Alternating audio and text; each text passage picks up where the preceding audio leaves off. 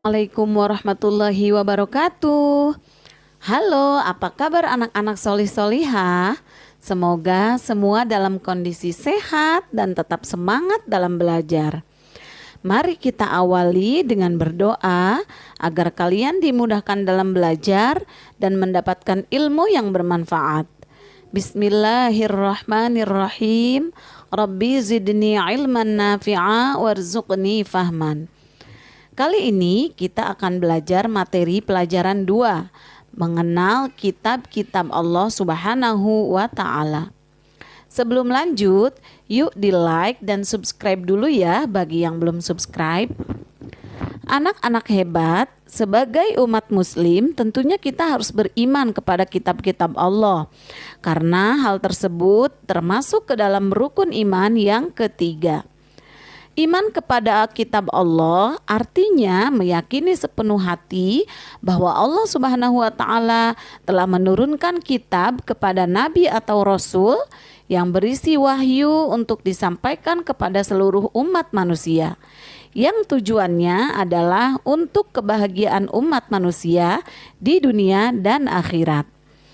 Di dalam Al-Quran surat An-Nisa ayat 136 Allah Subhanahu wa Ta'ala berfirman, A'udzu billahi minasyaitonir rajim. Bismillahirrahmanirrahim.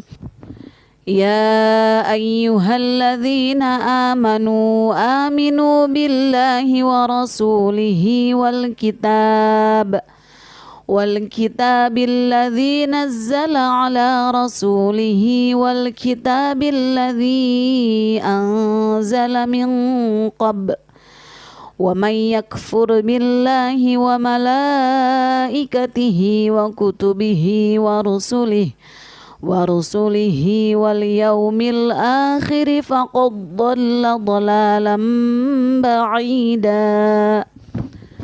Artinya, wahai orang-orang yang beriman, tetaplah beriman kepada Allah Subhanahu wa Ta'ala dan Rasul-Nya Muhammad, dan kepada kitab Al-Quran yang diturunkan kepada Rasul-Nya, serta kitab yang diturunkan sebelumnya. Barang siapa yang ingkar kepada Allah Subhanahu wa Ta'ala, malaikat-malaikatnya, kitab-kitabnya, rasul-rasulnya, dan hari kemudian, maka sungguh orang itu telah tersesat sangat jauh. Dalam ayat tadi Allah Subhanahu wa Ta'ala menyuruh manusia beriman kepada kitab Al-Quran dan kitab-kitab yang diturunkan kepada Rasul sebelumnya. Jika tidak beriman kepada kitab-kitab itu, maka orang tersebut tergolong orang yang sesat. Lalu bagaimana cara kita beriman kepada kitab-kitab Allah Subhanahu wa Ta'ala itu? Caranya yaitu dengan meyakini bahwa Allah Subhanahu wa Ta'ala telah menurunkan kitab-kitabnya kepada para rasulnya melalui malaikat Jibril. Kitab-kitab tersebut harus dijadikan pedoman hidup untuk menuntun dan mengatur cara kita bersikap dan berperilaku, guna mencapai keselamatan dan kebahagiaan hidup di dunia dan akhirat. Anak-anak cerdas, tahukah kalian berapa jumlah kitab-kitab yang diturunkan Allah kepada Rasul-Nya?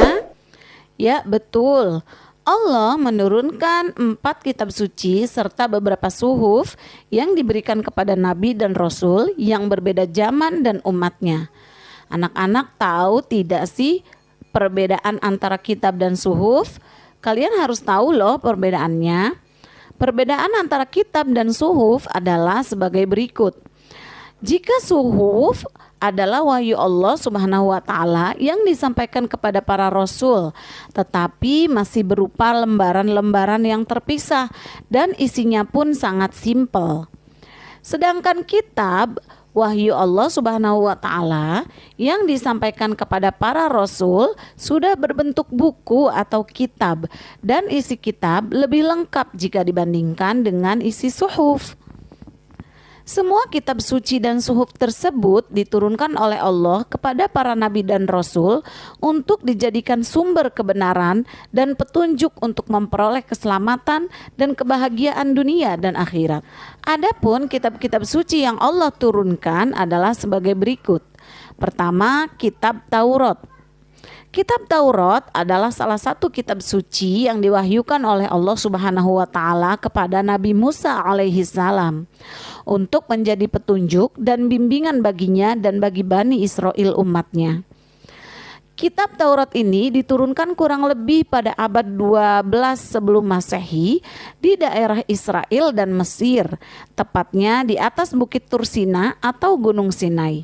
Kitab Taurat ini menggunakan bahasa Ibrani. Yang kedua, kitab Zabur.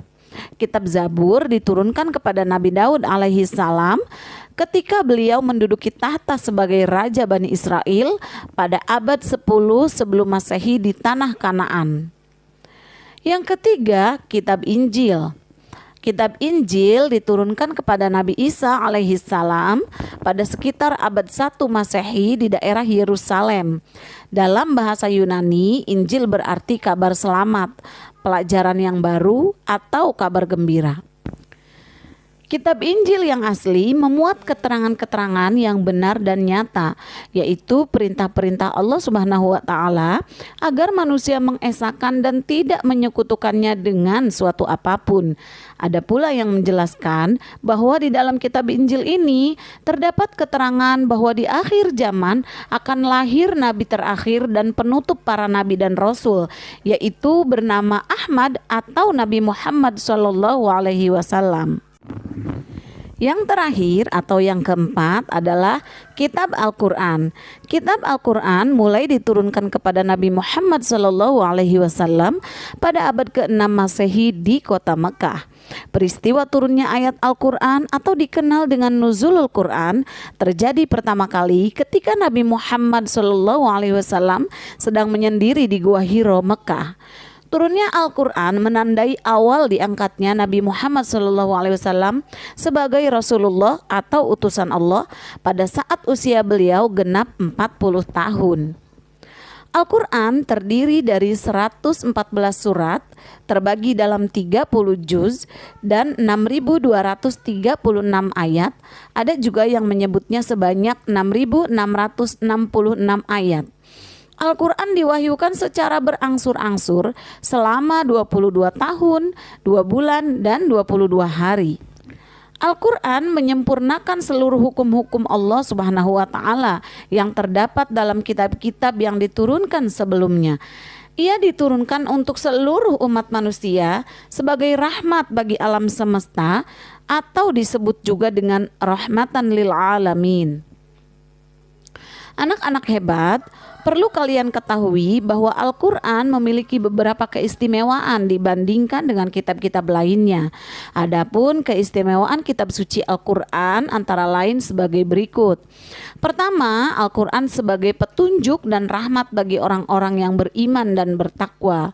Kemudian Al-Quran juga sebagai informasi kepada setiap umat bahwa Nabi dan Rasul terdahulu mempunyai syariat atau aturan dan caranya masing-masing dalam menyembah Allah Subhanahu wa taala. Kemudian Al-Quran juga sebagai kitab suci terakhir dan terjamin kemurniannya atau keasliannya. Kemudian Al-Quran tidak dapat tertandingi oleh ide-ide manusia yang ingin menyimpangkannya.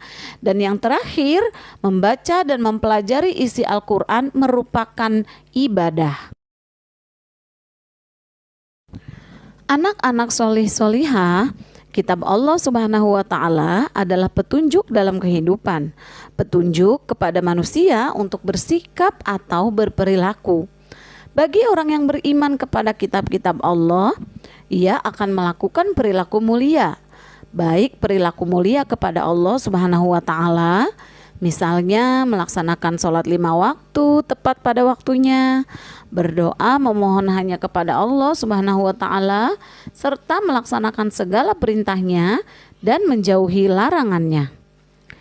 Dan juga berperilaku mulia kepada sesama manusia, misalnya hidup rukun dengan teman, saling tolong menolong, dan saling menghargai.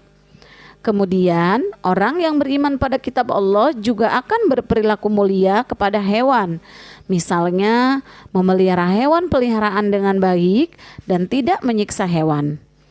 Selain itu, anak solih yang beriman kepada kitab Allah juga akan berperilaku mulia terhadap tumbuhan dan alam semesta. Contohnya, merawat tanaman dengan baik, tidak membuang sampah di sungai atau di sembarang tempat lainnya, dan sebagainya. Bahkan anak yang beriman pada kitab Allah juga akan berperilaku mulia pada dirinya sendiri. Misalnya selalu bersih, makan minum dengan teratur, dan tidak menyiksa diri sendiri, menjaga kesehatan, dan mematuhi protokol kesehatan. Terlebih lagi, kita masih berada di masa pandemi COVID-19. Nah, anak-anak, bagaimana? Sudah paham kan tentang penjelasan kitab-kitab Allah tadi? Alhamdulillah, materi kita sudah selesai. Semoga anak-anak bisa memahaminya ya. Sebelum ditutup, mari kita berdoa terlebih dahulu. Subhanakallahumma wa bihamdika asyhadu an la ilaha illa anta astaghfiruka wa atubu ilaik. Sampai jumpa pada materi selanjutnya. Jangan lupa like, subscribe, dan share. Wassalamualaikum warahmatullahi wabarakatuh.